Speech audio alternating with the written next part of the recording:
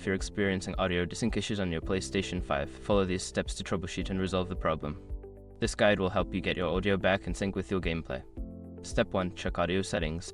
Navigate to the settings menu on your PS5.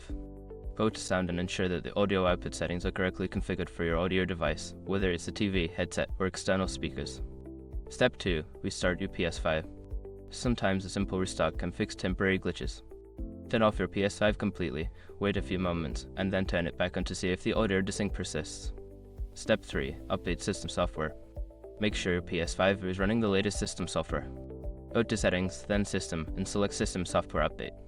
Download and install any available updates to ensure optimal performance. Step 4. Check HDMI connection. Inspect your HDMI cable and connections. Ensure that the cable is securely connected to both your PS5 and your TV or audio receiver. If possible, try using a different HDMI cable to rule out any cable issues. Step 5. Adjust audio delay settings. Some TVs and audio systems have audio delay settings that can cause desync. Access your TV or audio system settings and look for an option to adjust audio delay or lip sync settings. Fine-tune these settings until the audio aligns with the video. By following these steps, you should be able to resolve any audio desync issues on your PlayStation 5.